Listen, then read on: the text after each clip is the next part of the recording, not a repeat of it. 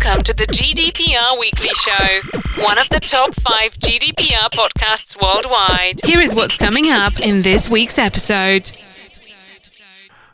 Coming up in episode 95 of the GDPR Weekly Show, we begin with a look at vulnerable employees returning to work after they've been off sheltering during Top ID 19, and what for you as an employer are the Top ID 19 and GDPR implications of them coming back to work. Following on the Top ID 19 theme, we also then have a look at the GDPR implications of redundancy. We also look at the Belgian DPA, who has issued some rules regarding the recording of people's temperature for access to buildings and ruled that it is unlawful under their data protection laws, but it should be borne in mind that that's under Belgian law and not under GDPR. That's explained a bit more in the article. And then finally, in connection with Top ID 19, we have news that the UK Health Secretary, Hancock, had an embarrassment this week when his GP practice suffered a data breach. Away from Top ID 19, we have news that Suffolk MP Dr. Poulter has also suffered a data breach this week. And we then cross to mainland Europe, where Austrian ISP A1 Telecom has suffered a major data breach. Staying in Austria, we also have news that the first Austrian GDPR penalty, re the operation of CCTV, has been annulled in a judgment by an Austrian court. We then have news that Honda has suffered a further data breach, followed by an update on the Nintendo data breach. We then cross to America, and we have news that community care patients are suing an accountancy firm over a data breach. We then look at legal lessons that can be learnt from the Capital One data breach. And finally this week we have news that Macys and Bloomingdale's have reached an out-of-court settlement in a class action relating to a data breach which they suffered last year. We also have news during the programme, so do listen out for news of our competition that we're running to celebrate our 100th episode, which is now only 5 weeks away, where you could win £100. All you need to do is answer the question in the competition, so make sure you listen out for that, and please do take part, because someone will win £100, and who knows, it could be you. Your Coronavirus Roundup from the GDPR Weekly Show. With the gradual return to work as we emerge from the Top ID 19 pandemic, we thought we'd start this week with a look at what employers' obligations are towards sheltered workers, and in addition to that, what the GDPR implications of that were. So, if we begin with the concept of who is a sheltered worker, well, these are your employees who have been sheltering, as the name suggests, during the Top ID 19 pandemic, and indeed you may well have furloughed some of these people, because these are the people who need to stay at home and avoid all contact with other people as much as possible. However, it's recognised that as we now move out of the furlough period, with furlough coming to an end in the UK after the summer, that it's time for employers to start giving some thought to what the requirements are for bringing those sheltered workers back to work. Bearing in mind that the medical condition which led to them being sheltered in the first place, whether that's medical condition of them or of a member of their household, is still going to exist. So extra care does need to be taken. So the first thing to say is that wherever possible, of course, you should be arranging for that vulnerable worker to still be able to work from home. Now that might mean providing them with additional IT equipment at home so they can work effectively. It might mean providing them with a company mobile phone if that's needed to enable them to work effectively.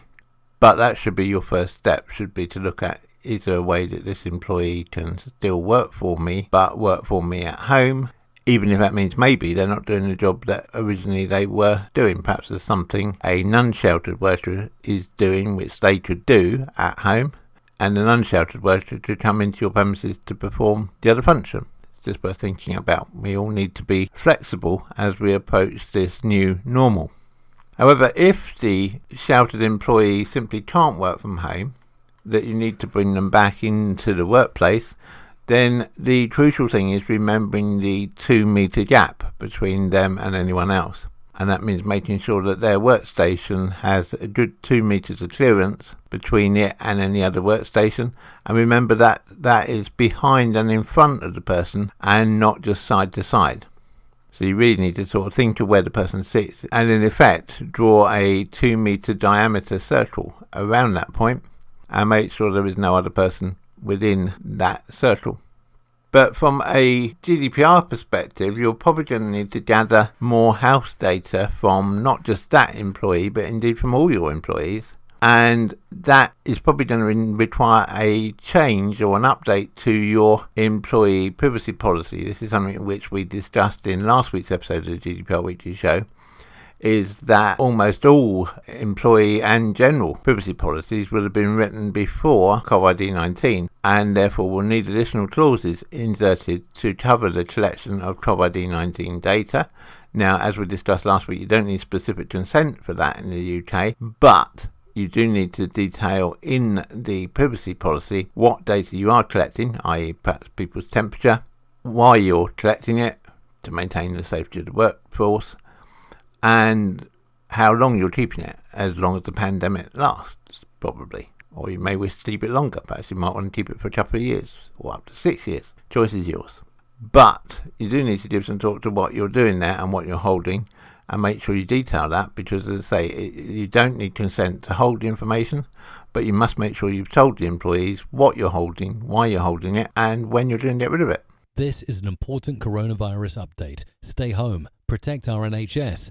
With the release of economic data in the UK on Friday this week, showing that the UK has suffered its biggest ever drop in output, and therefore essentially the country is destined to enter a recession, which all the analysts and indeed of course everyone here and indeed probably the whole business community in the UK is hoping will be very much a V-shaped recession, and that we can climb back out of the economic mire we find ourselves in just as quickly as we've fallen into it.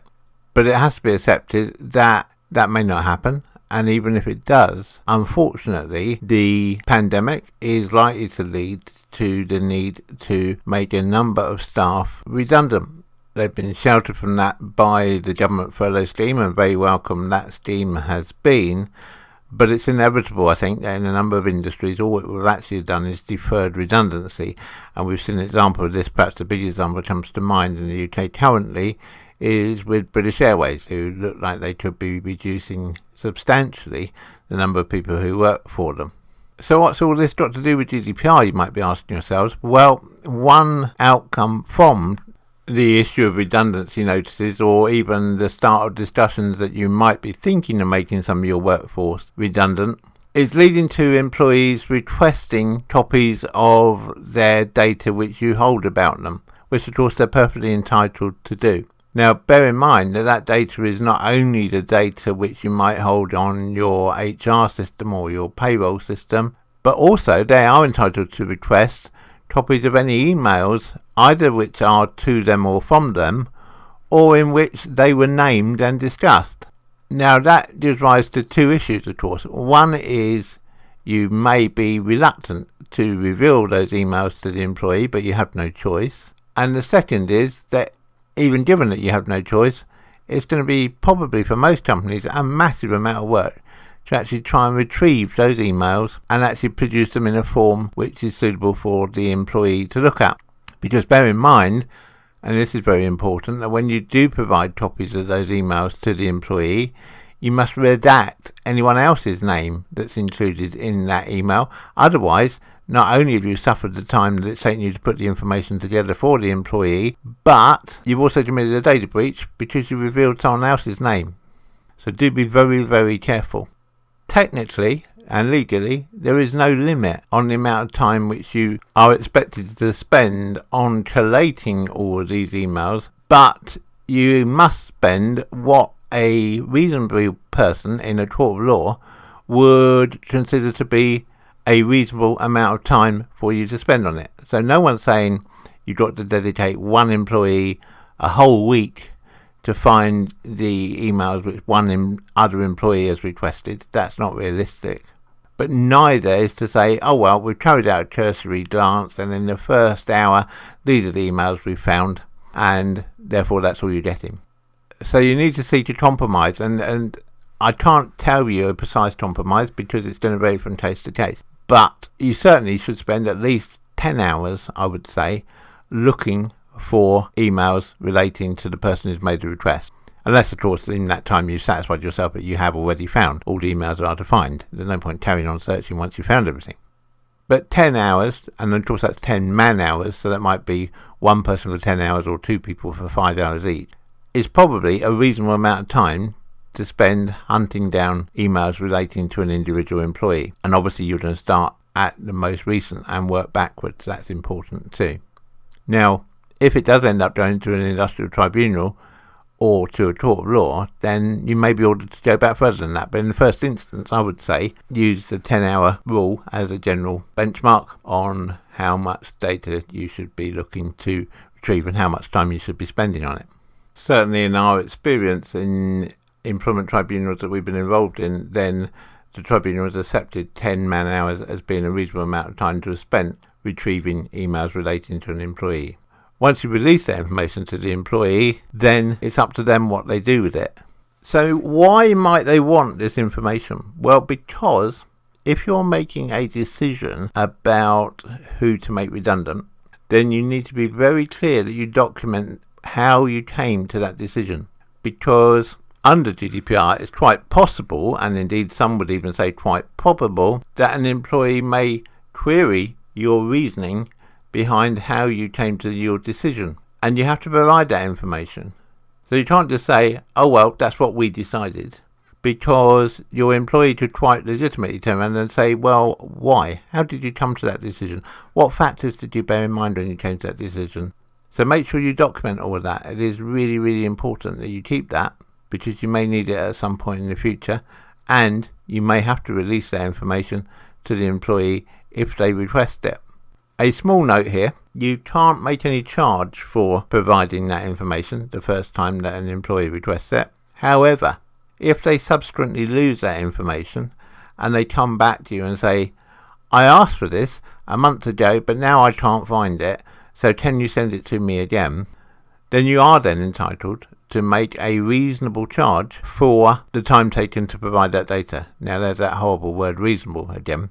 You can charge whatever your hourly rate is per admin person for finding the data. So if you pay the person £10, you can charge £10 for each hour it took to find the data. So if it took 5 hours, you can charge the person £50 to provide them with a copy of their data. That's all perfectly legitimate.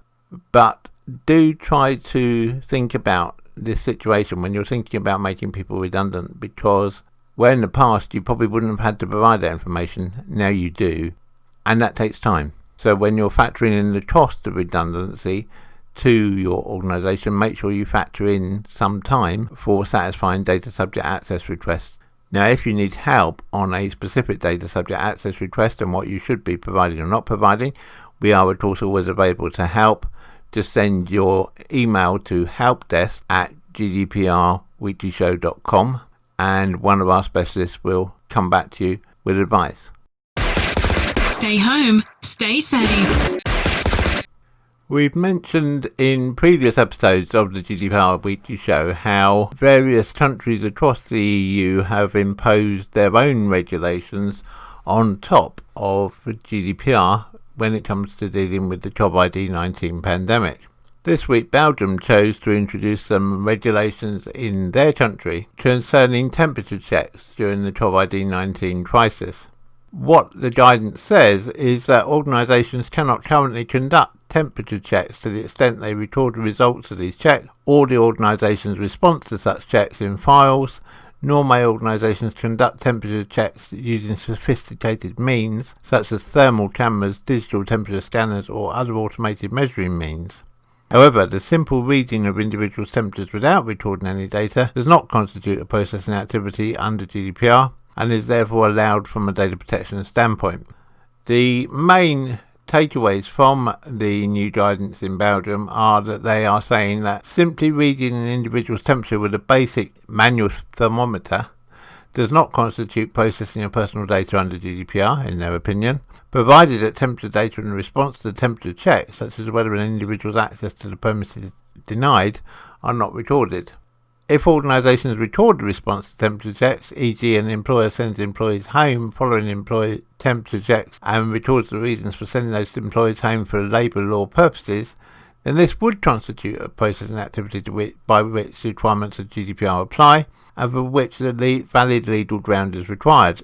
If the processing activity is not covered by law, and consent cannot be relied on due to an imbalance of power, which is always the case in an employer-employee relationship, then the actual recording of that data shall be considered unlawful. According to the Belgian Data Protection Authority, temperature checks using sophisticated means such as thermal cameras, digital temperature scanners and/or other automated measuring means that allowing the reading of an individual's temperature at a distance constitutes processing activities involving health data under GDPR and therefore is not allowed. To the extent that temperature checks must involve the processing of house data, one of the legal grounds provided for under Article 9 of GDPR must be satisfied. According to the Belgian DPA, house data may only be processed for COVID-19 monitoring purposes where 1. The data subject has given his or her explicit consent to the processing. 2. It is necessary for the purposes of carrying out the obligations and exercising specific rights in the field of employment, social security and social protection law, and to the extent it is authorised by union or member state law or a collective agreement providing appropriate safeguards for the fundamental rights and the interests of the data subject. 3. It is necessary for reasons of substantial public interest on the basis of union or member state law. Or 4. Where it's necessary for reasons of the public interest in the area of public health on the basis of union or member state law, which must provide suitable and specific safeguards of individual rights and freedoms, in particular professional secrecy.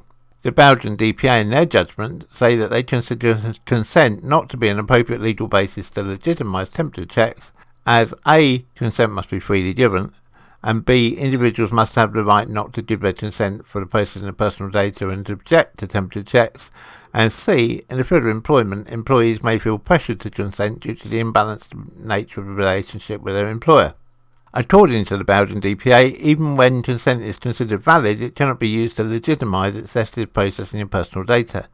This would be the case, for example, where processing is not necessary to achieve the purpose. The guidance further clarifies that there is currently no specific legal basis under Belgian law that would allow organisations like employers or schools to conduct systematic temperature checks involving the processing of house data. While employers have an obligation to ensure health and safety at the workplace, according to the Belgian DPA, this obligation is not specific enough to legitimise the processing of house data for COVID-19 monitoring purposes.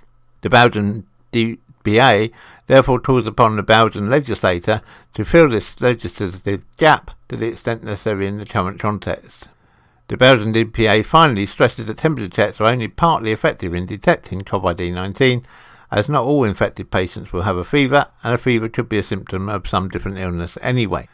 Now, it's important to stress that all of this that we've just said only applies in Belgium at the moment. We don't have views from other ICOs or DPAs across Europe, apart from the UK ICO, who has said that the recording of temperature is fine, because their view is it can be carried out either under consent, although that's difficult in an employee-employer situation, or it can be carried out under the vital interests, because there's an argument that recording this information is in the vital interest not only of the person whose temperature is being taken, but the vital interest of the other employees of the company, or C, that there's a legitimate interest.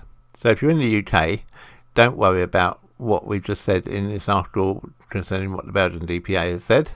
But obviously if you are in Belgium, or you're in a country where the DPA has not yet formed an opinion, then you may want to take heed of this ruling from the Belgian DPA.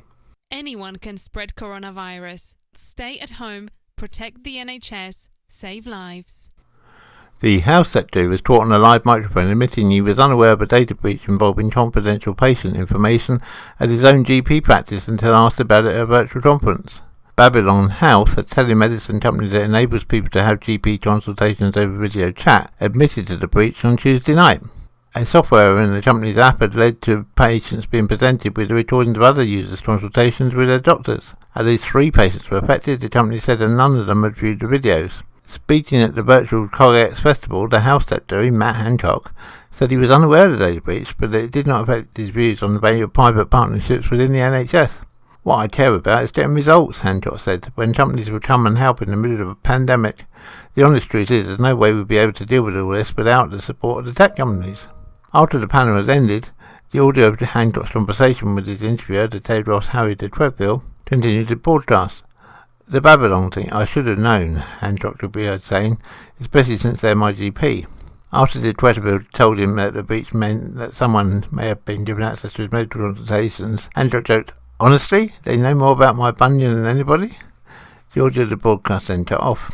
A spokesman for the Information Commissioner's Office, the ICO, said Babylon House contacted the ICO regarding the incident and advice was provided. People's medical data is highly sensitive information. Not only do people expect it to be handled carefully and securely, organisations also have a responsibility under the law. When a data incident occurs, we would expect an organisation to consider whether it's appropriate to contact people affected and to consider whether there are steps that can be taken to protect them from any potential adverse effects. Naomi Muldoon, the Senior Director of Trust and Security at One Login, said that the breach remained a serious cause of concern. By allowing members of the public GP sessions to become public, they potentially revealed among the most sensitive information available about an individual's health, which could in turn be leveraged by further cyber criminals using information for social engineering campaigns. Babylon Health confirmed yesterday that they were now certain that only 3 patients who had booked and had appointments with the GP practice had been affected and had been incorrectly presented with recordings of other people's consultations. They were also confident that these users had not viewed the videos even though they'd been made available to them.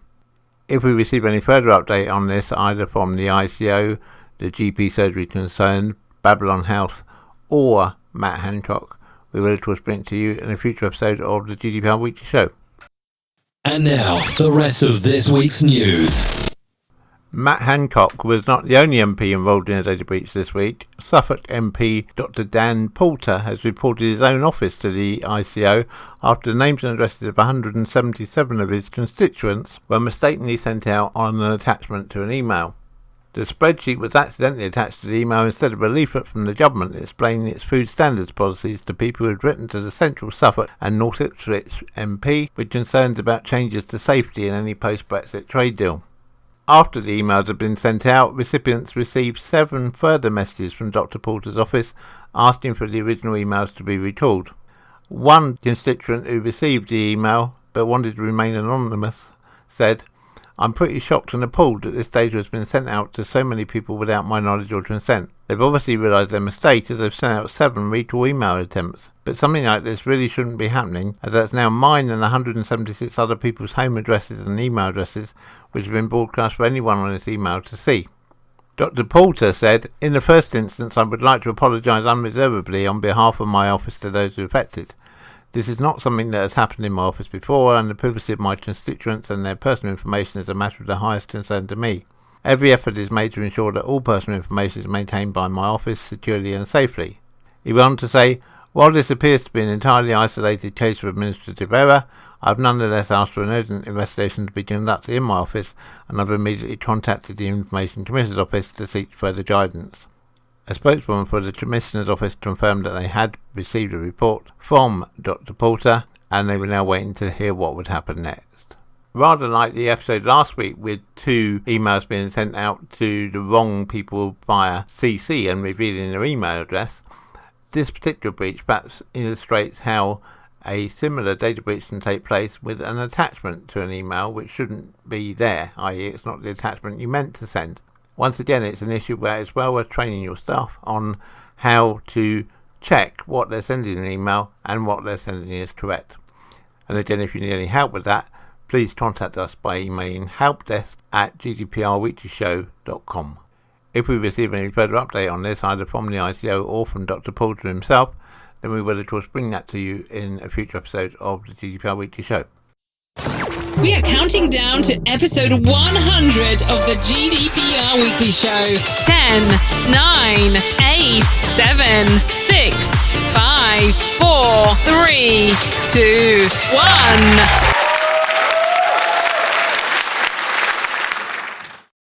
We move over to mainland Europe now and to Austria, where this week the Austrian largest internet service provider, A1 Telecom, admitted to a security breach. The company admitted to suffering a malware infection in November 2019. A1 said its security team detected the malware a month later, but that removing the infection was more problematic than it had initially anticipated. From December 2019 to May 2020, A1 said its security team had battled with the malware's operators in attempts to remove all of their hidden backdoor components and kick out the intruders. A1, which didn't disclose the nature of the malware, didn't say if the intruders were a financially focused cybercrime gang or a nation-state hacking group. The Austrian ISP said that the malware only infected computers on its office network, but not its entire IT system, which consisted of more than 15,000 workstations, 12,000 servers and thousands of applications. It's understood that the attackers took manual control of the malware and attempted to expand its initial foothold on a few systems to the company's entire network. A1 said the attacker managed to compromise some databases and even ran database queries in order to learn the company's internal network. In interviews with the Austrian press, A1 said that the complexity of its internal network helped prevent the attacker from making their way to other systems.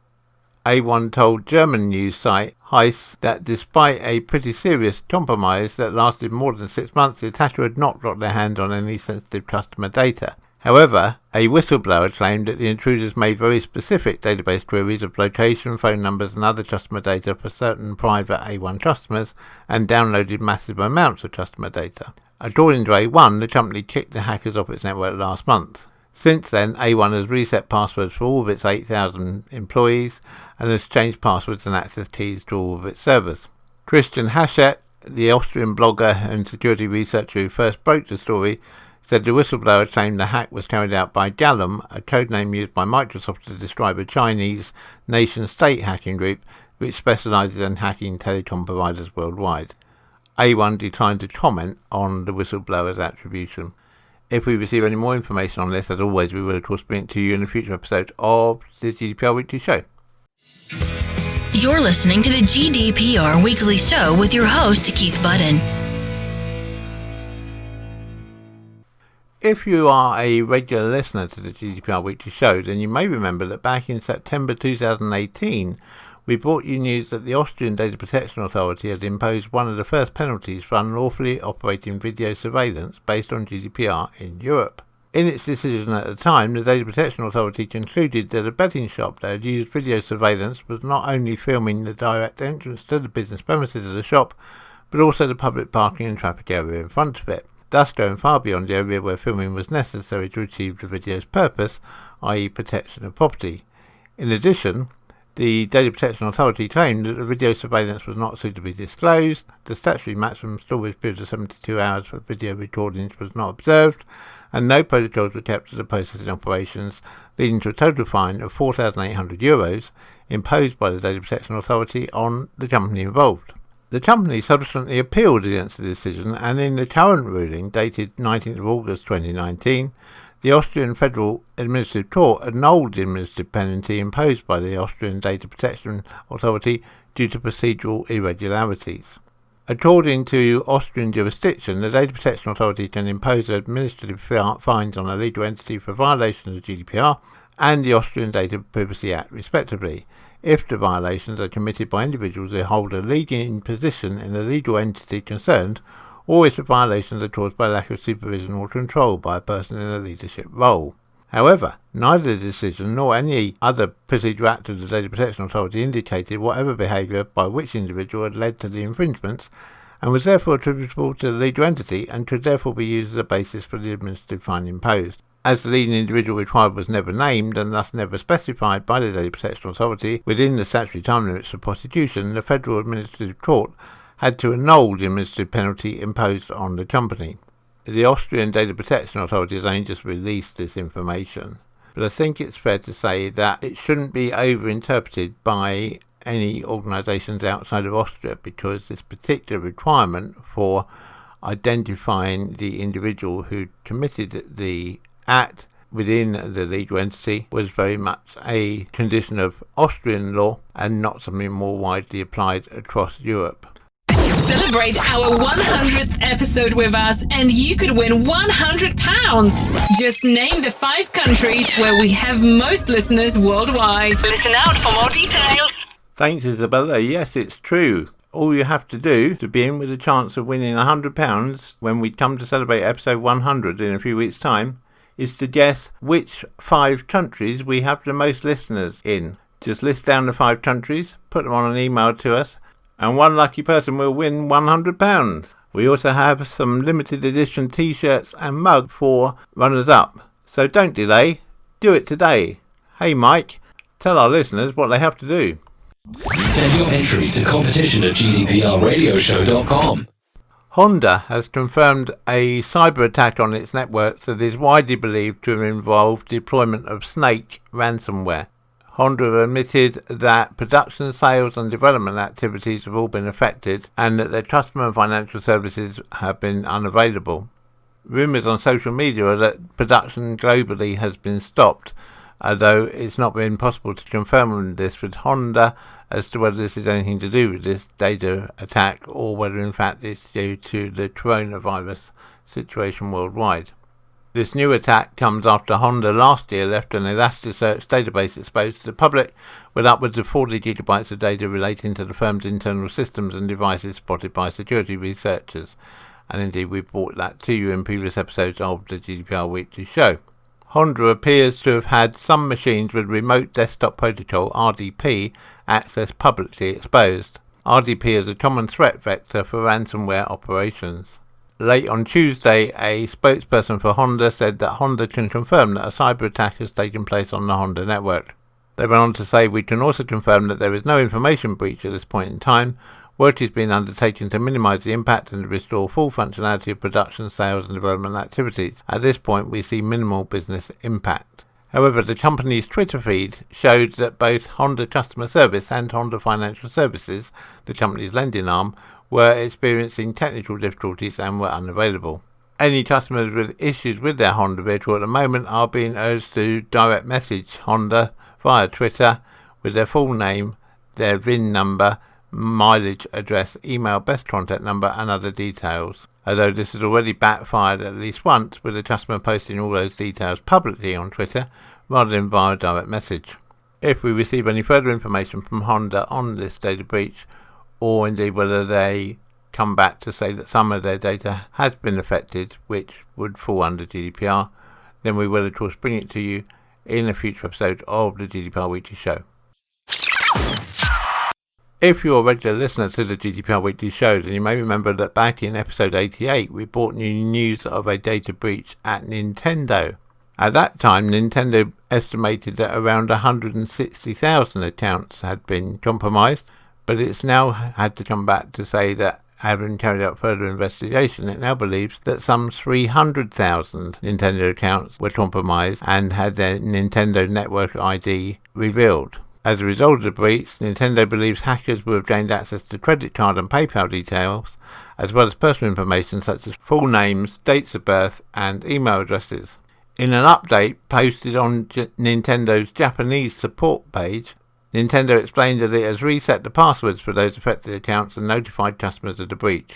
In a statement, a Nintendo spokesman said, "We posted a report on unauthorized login on April 24, 2020, but as a result of continuing the investigation after that, there were an additional 140,000 NNIDs that may have been accessed maliciously." He went on to say, "We have also reset the passwords for these 140,000 NNIDs and the Nintendo accounts that were linked with them and contacted the customers separately.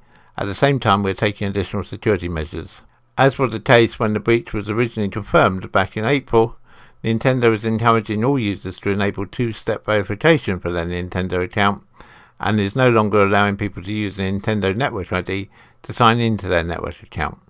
This is the second update we've had on this from Nintendo, and obviously should we receive any future updates from Nintendo, we will of course bring them to you in the next available episode of the GDPR Weekly Show. Often imitated but never duplicated. Over to America now, and a class action lawsuit has been filed against accounting firm BST & Co. over a ransomware attack that breached the data of 170,000 patients from community care physicians in New York. The class action lawsuit was filed in the New York Supreme Court in Albany at the end of May on behalf of Alma Keach III, a patient of community care physicians. Community Care Physicians is not listed as a defendant in the case. First reported in February, Macy's ransomware hackers attacked the accounting firm's network in December 2019. The impacted server contained data from some of BST's local clients, including those from Community Care. The investigation found that the attack lasted for 3 days from December 4th to December 7th, 2019. The compromised data included both financial and patient information such as names, date of birth, billing codes, medical record numbers and the like. BST recovered the impacted data from its backups. The attack was claimed by the Macy's hacking group, posting what they purported were full details of records from BST on the dark web for sale. In a statement, the FBI said from its initial observation, Macy's uses multiple methods for intrusion, including the creation of malicious lookalike cryptocurrency sites and mail spam campaigns impersonating government agencies and well-known security vendors. The hackers are notorious for stealing data before launching a ransomware payload. Their cyber attack methods prompted other cyber criminals to follow suit, with what now is being called double extortion and frequently targeting the healthcare sector in the US. These concerns are spotlighted in the lawsuit against BST. The lawsuit argues that in recent years the Macy's ransomware gang has gained notoriety for shaming victims by exfiltrating and publishing organisation-sensitive data. In particular, the Macy's ransomware gang has been known to extort businesses by publicly posting breached data on the internet and threatening full dumps of stolen data if the ring's customers don't pay for their files to be unencrypted. Despite learning of the ransomware attack on December the 7th, notification letters were not sent to affected patients until more than 2 months later, on or around February the 14th, 2020, well after the Macy's ransomware gang published the private data online for cyber thieves to access. The lawsuit also takes aim at the credit monitoring offered to the breach victims after the attack, as it squarely places the burden on patients to investigate and protect their personal information from potential fraud. The lawsuit argues that BST sent instructions on how victims could enroll in credit monitoring services rather than offering those services. Further, the lawsuit claims that BST was intentionally negligent and reckless when protecting sensitive data from unauthorized access, failing to employ reasonable and adequate measures to protect its systems. Notably, New York has one of the toughest privacy laws in the US. The lawsuit argues BST violated those laws. Specifically, BST lacked adequate security practices and computer systems while failing to implement standard policies and tools to prevent ransomware attacks and employ adequate network monitoring. The breach victims also argue that BST did not provide prompt notification that the attack occurred. The lawsuit claims that if BST had properly monitored its systems, it would have been able to detect the breach sooner. The negligent conduct has placed patients' identities at risk of fraud, as their data is now in the hands of data thieves. The breach victims are seeking adequate credit monitoring services and financial compensation for damages incurred by the attack, including reimbursement for out-of-pocket costs. BST would also be required to improve its data security and perform annual auditing of its systems. It should be noted that this is the second healthcare data breach lawsuit filed against an entity in the last month. Some of the 160,000 victims of a month-long data breach at Avena Healthcare recently sued the Georgia providers, citing a lack of timely notification and inadequate security. These lawsuits have varying results and typically depend by the definition of the actual harm, which can be hard to demonstrate. A host of healthcare provider organisations have faced similar lawsuits, have opted to settle with victims out of court, including Banner Health, Primera Blue Cross and Quest Diagnostics. We will follow this case with interest, and if we have any further updates for you, we will of course bring them to you in a future episode of the GDPR Weekly Show. You're listening to the GDPR Weekly Show with your host, Keith Budden. In last week's episode of the GDPR Weekly Show, we mentioned that in the Capital One investigation, Capital One had been told by the court to release Mandiant's post-breach report into what went wrong. And Marriott tried to argue that they shouldn't do this because the report was not a legal document but was an internal company report. However, the court didn't find that way and ordered Marriott to release the document, which could of course have big implications on the success of legal action, class action in the US and indeed in Europe against Capital One for damages on behalf of those people affected by the Capital One data breach. The court have now released more information as to why they made the decision that the information should be released as being purely business information rather than legal information. They highlighted the following: that the fees associated with Mandiant's retention were allocated as business critical and not a legal expense and were therefore treated as business designated fees. That the work performed by Mandiant was consistent with its 2015 retention and was not altered or otherwise directed by outside counsel in the new letter agreement and was therefore business characterised work. The Mandiant relationship was managed by Capital One's manager of its cyber security centre and not an attorney, so therefore the court ruled it was a business managed relationship. During the pendency of the litigation, the expenses were redesignated to the legal budget and control over Mandiant was transferred to outside counsel. However, the court found that these procedural adjustments did not alter the engagement or scope of the work to be performed, and so they ruled that the optics were not persuasive. The report was used by Capital One for various business purposes that were wholly unrelated to the litigation or the legal function, and therefore the court found they had a business use. And the court also found that the report had been widely circulated beyond outside counsel and those involved with legal or litigation matters for the company, including to Capital One's board of directors, at least 51 Capital One employees, 4 regulators, the FDIC, the Federal Reserve Board, the CFPB, and the Office of the Controller of the Currency, Ernst & Young accountant. Even for its internal distribution to the legal department and otherwise, Capital One failed to demonstrate that circulation was limited to a narrow scope of individuals necessary to provide legal advice or for purposes of litigation. Based on the totality of the circumstances, the court concluded that Mandiant's analysis and report would have been completed in substantially similar form regardless of whether there was any prospect of potential litigation. So what can we learn from this for future cases to try and safeguard against this? Well, the first is to have a clearly defined legal scope of work. Where a consultant has already been engaged and works with your company, the retainer assigned at the direction of counsel, i.e. legal counsel, must clearly define the terms and scope of work as distinct from the previous business relationship. The consultant must be paid by legal. If a consultant is being retained to provide support for legal advice or concerning potential legal claims, that work should be managed and paid for by your legal personnel. There should be a narrow internal distribution. Distribution of the investigation report should be limited to those individuals necessary to complete the legal analysis and litigation work. There should be no external non-legal distribution. Investigation reports should not be distributed to third parties. The distribution of the report should be tracked so that limited distribution can be demonstrated. And the consultant or the company that you're using to do the report should segregate legal from operational work. Where business and legal issues or analysis are part of the same investigation, steps should be taken to segregate the legal and litigation-related work products from business or operational reports. Now, of course, nothing can guarantee that a court will accept whether a document is a legal document or a business document, but following those steps should, at least based on this precedent, give some influence over the court in helping persuade that argument. If you're in a situation where you suspect there may be legal action taken for a data breach, please don't hesitate to contact us at helpdesk@gdprweeklyshow.com, and one of our specialists would be delighted to get in touch with you and see how we can help service your organisation. Celebrate our 100th episode with us and you could win £100. Just name the 5 countries where we have most listeners worldwide. Listen out for more details.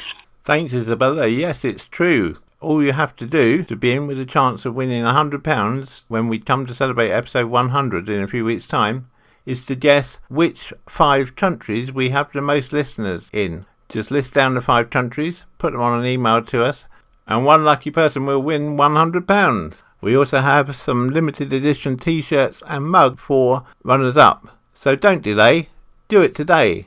Hey Mike, tell our listeners what they have to do. Send your entry to competition@gdprradioshow.com. And we finished this week with news that the US department store giant Macy's has agreed to pay almost $200,000 to settle a lawsuit brought over a data breach, according to a report in Footwear News. The class action lawsuit was brought after a third party managed to obtain customer information from Macys in spring 2018. In the lawsuit, plaintiff Anna Carroll accused the 162-year-old company of failing to properly secure customer data against cyber attackers. On June the 5th this year, Macys received final approval from a federal judge in Alabama to settle the suit. The retailer has set aside $192,500 to be allocated to eligible class members. Under the terms of the settlement, plaintiff Anna Carroll will receive a payment of $2,500 from Macys. A further $60,000 will be shelled out by the store to cover their legal costs. Members of the class action will be reimbursed up to $1,500, providing they can supply documents to prove that they incurred expenses and lost time as a direct result of the data breach. Claimants who are unable to prove that their time was wasted in dealing with the fallout from the breach can only claim a single $30 payment. Judge R. David Proctor called the settlement fair, reasonable and adequate in a memorandum. It should be noted that opting to pay the lawsuit to go away is not an admission of failure to implement adequate cybersecurity measures on Macys' part.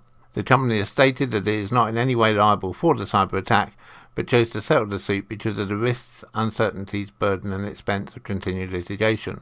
To give a bit of history, Macys customers were informed in July 2018 that a third party had used valid usernames and passwords to gain access to accounts on Bloomingdales.com and Macys.com between April the 26th and June the 12th, 2018.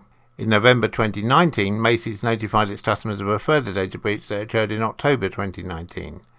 A Massachusetts consumer subsequently filed a class action against Macys in March 2020 over the 2019 data breach. According to the lawsuit, Macys has offered neither financial compensation nor an opportunity to obtain free of charge certain professional credit monitoring, aimed strictly at protecting against identity theft for 1 year. So that brings us to the end of this week's episode of the GDPR Weekly Show. I hope you found it useful. I hope you found it entertaining. Please do let me know. Let me have your feedback by sending an email to podcast@insurity.co.uk. You can find out more about us at Insurity at www.insurity.co.uk. And I look forward to speaking to you again, same time, same place, next week. Have a good week, everybody, and remember to keep your data safe. And cut. That's a wrap.